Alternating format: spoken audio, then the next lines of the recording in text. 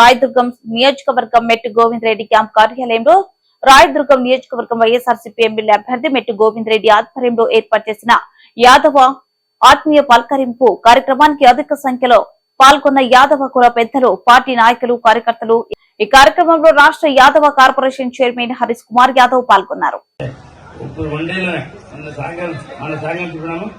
మన సాగాన్ని చెప్తే 200 మంది ఇంకా ఊరు పోయినప్పుడు పెద్ద ఊర్లో చనిపోయాడు. నేను కూడా పైన సాగాను అక్కడ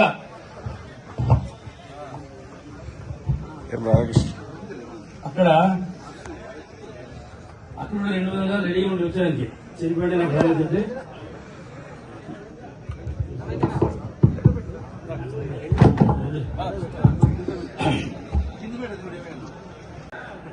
ఏమే అంతా హరే కృష్ణ చెప్పాలి. మనం కూడా మన హిందువులకి పవిత్రమైన గ్రంథం ఏంటంటే భగవద్గీత. మనం కోట్ల పోతే దేనికి ప్రమాణం చేస్తాము? గీత పైన ప్రమాణం చేస్తాం. అంటే దాన్ని ఎవరబ్బా చెప్పింది? శ్రీకృష్ణుడు. ఎవరో శ్రీకృష్ణుడు. మనందరం కూడా ఎవరో శ్రీకృష్ణుని వంశం. అంటే ఇప్పటికే మన ప్రతిపక్షాల వారికి గుండెల్లో రైళ్లు పరిగెత్తున్నాయన్నా. అన్నా ఏది ఏమైనప్పటికీ మన వైఎస్ఆర్ పార్టీ పైన ప్రతిపక్ష నాయకులు బల ప్రదర్శన చేస్తున్నారు. బల ప్రదర్శనకి బదులుగా మన జగనన్న ప్రభుత్వంలో జన ప్రదర్శన చేస్తున్నామని చెప్పి తెలియజేస్తున్నామన్నా. ఈ జన ప్రదర్శనలో, ఈ జన సముద్రంలో ప్రతిపక్షాలు కూడా గాలికి పోతాయని చెప్పి ఈ సభాముఖంగా తెలియజేస్తున్నా. అన్నా మరి మన మెట్టు గోవిందరెడ్డి అభ్యర్థుల గురించి చెప్పాలంటే మనమంతా కూడా చాలా తూకంగా ఆలోచించాల్సినటువంటి విషయం అన్నా.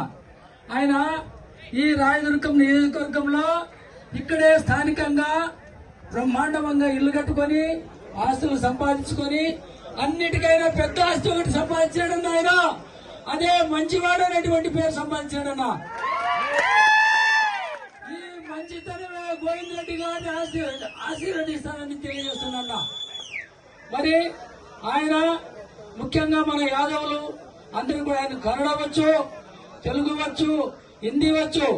మనమంతా కూడా వచ్చినప్పటికీ ఏదైనా బంధితుడి ఉంచుకొని నేను సమస్య ఏదైతే ఏడో నీ కూర్చోబెట్టుకుని మన యొక్క సమస్యలను విని దానిని పరిష్కరించేటువంటి వ్యక్తి ఆయన. వచ్చిన మాటలతో పంపించకుండా ఆయన చేతులతో పనులు చేసి కూడా పంపిస్తామన్నా. అంతేకాకుండా మన నియోజకవర్గంలో మెట్టు గోవిందరెడ్డి గారు అడుగు పెడుతూనే ఎన్నో సమాజ సేవా కార్యక్రమాలు మన కండ్లెదురుగా చేసినాడన్నా.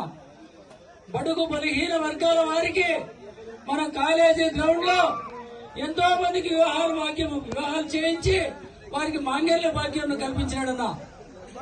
అంతేకాకుండా వికలాంగులకు కానివ్వండి, సోదరులు ఎంతో మందికి బలహీన వర్గాల వారికి కానివ్వండి, అక్క చెల్లెమ్మలకు కానివ్వండి, ఎంతో మందికి కూడా ఆయన కార్యక్రమాల్లో ఆయన సమాజ సేవా కార్యక్రమాలు చేస్తూ కంటి ఆపరేషన్లు అయితేనేమి, బడుగు బలహీన వర్గాల పిల్లలకు చదువుల గురించి అయితేనేమి ఆయన సాయం చేసి ఈనాడు మన మల్కాపురం గ్రామంలో ఒక చెప్పుకోదగినటువంటి ఒక పెద్ద విషయం ఉందన్న.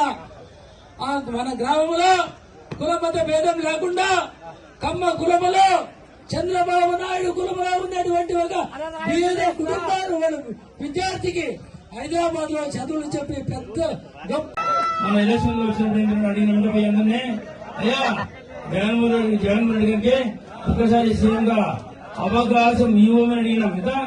ఓటు అడిగినప్పుడు ఇవ్వమని అడిగితే ఆయన మనందరూ కూడా అత్యధిక మెజార్టీతో 175కి 150 సీట్లు గెలిపించినాం. నిజమే కదా?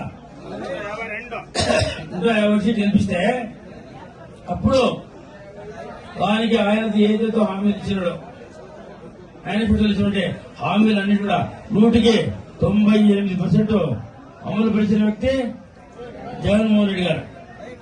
కాబట్టి అటువంటి వ్యక్తి ఆయన ఏం చెప్తారంటే, మీ ఇంటికి మంచి జరిగి ఉంటే, మీకు లబ్ధి పొంది ఉంటే ఓటు వేయమని అడిగే దమ్మున్న నాయకుడు జగన్మోహన్ రెడ్డి. అటువంటి అనుమానం ఉంది మనకి. అటువంటి వ్యక్తి జగన్ కాబట్టి అదేవిధంగా చంద్రబాబు నాయుడు ఉన్నాడు. ఆయన 14 సంవత్సరాలు సీఎం 3 సార్లు. అంటే చెప్తా ఉంటాను కాకి ఎన్ని బతికి ఏం లాభం అని. కాకి ఎన్ని బతికినా అమ్మా సింహానికి సింహాసనం అవుతుంది కదా, ఆడ కూర్చుంటే ఆడే సింహాసనం.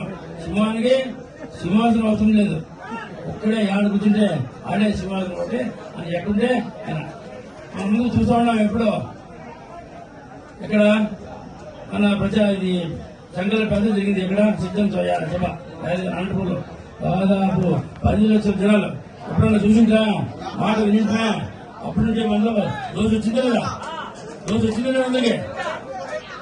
మొన్న రాజమండ్రిలో ఒక ర్యాలీ దొరికితే బస్సు వెళ్తుంది. జగన్మోహన్ రెడ్డి వచ్చిన తర్వాత లాస్ట్ టైం ముందు కూడా రెడ్లకి ఎక్కువ సీట్లు ఎమ్మెల్యే సీట్లు ఇచ్చేవాడు.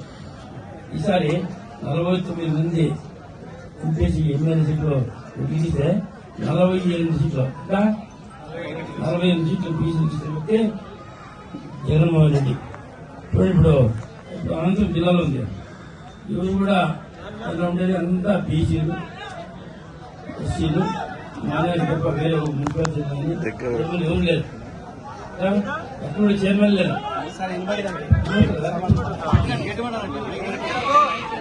చాలా 10 నెలల్లో జగన్మోహన్ రెడ్డి గారు మన ఆంధ్ర రాష్ట్రంలో చేసి చూపించడం జరిగింది. రాష్ట్రంలో దాదాపుగా 51,56,000 పైచీలకు యాదవులకి నేరుగా తమ అకౌంట్లలోకి 15,000 కోట్ల 15,772 కోట్ల పైచీలకు ధనాన్ని ఈ 4 సంవత్సరాల 10 నెలల్లో జగన్మోహన్ రెడ్డి గారు వేయడం జరిగింది. రాష్ట్రంలోనే కాదు రాయదుర్గంలో కూడా దాదాపుగా 25 కోట్ల పైచీలకు ధనాన్ని నేరుగా మన యాదవుల అకౌంట్లలోకి రావడం జరిగింది. ఈ 4 సంవత్సరాల 10 నెలల్లో యాదవుల జీవన ప్రామాణికాలు కానీ అదేవిధంగా రాజకీయ ఆర్థిక చైతన్యం కానీ ఎంతో జరిగింది. సింహభాగా నామినేటెడ్ పదవులు జగన్మోహన్ రెడ్డి గారు యాదవులు కేటాయించడంలో ఎటువంటి సందేహం లేదు. ఒక రాజ్యసభ, ప్రతి కేబినెట్లో ఒక యాదవ మంత్రి, అదేవిధంగా 4 ఎమ్మెల్సీలు, రాష్ట్ర స్థాయి కార్పొరేషన్ చైర్మన్లు 13. రాష్ట్రంలో ఎంతో ప్రామాణిక కలిగిన నగరాలు వైజాగ్ మరియు తిరుపతి 2 మేయర్లు యాదవులకు ఇవ్వడం జరిగింది. ఇవన్నీ చూస్తే యాదవులందరూ కూడా రాబోయే 2024 సార్వత్రిక ఎన్నికల్లో ఖచ్చితంగా మేము సైతం జగన్మోహన్ రెడ్డి గారిని సీఎం చేసుకోవడానికి రెడీగా ఉన్నాం, మేమంతా సిద్ధం అంటా ఉన్నారు. జగన్మోహన్ రెడ్డి గారి సభలు చూస్తే జనాలు స్వచ్ఛందంగా తండోపతండాలుగా వస్తూ ఉన్నారు. నిన్న జరిగినటువంటి ఇక్కడ రాయదుర్గంలో చంద్రబాబు నాయుడు గారి సభ చూస్తే ఆయన రా కదలిరా అని జనాలను ఆయన సమీకరణ చేసుకుంటా ఉన్నా కూడా మనం మెట్టు గోవింద్ రెడ్డి అన్న చేస్తున్నటువంటి ర్యాలీలలో సగం మంది జనం కూడా రాలేదు. ఇవాళ యాదవ్ ఆత్మీయ సమ్మేళనానికి వచ్చేంతమంది జనం కూడా ఆయనకు రాలేదంటే అర్థమవుతా ఉంది రాష్ట్రంలో ఎటువంటి పరిస్థితుల్లో.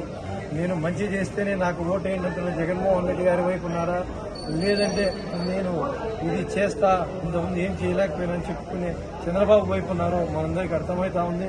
రాబోయే ఎన్నికల్లో ఖచ్చితంగా 175 నియోజకవర్గాల్లో ఫ్యాన్ హవా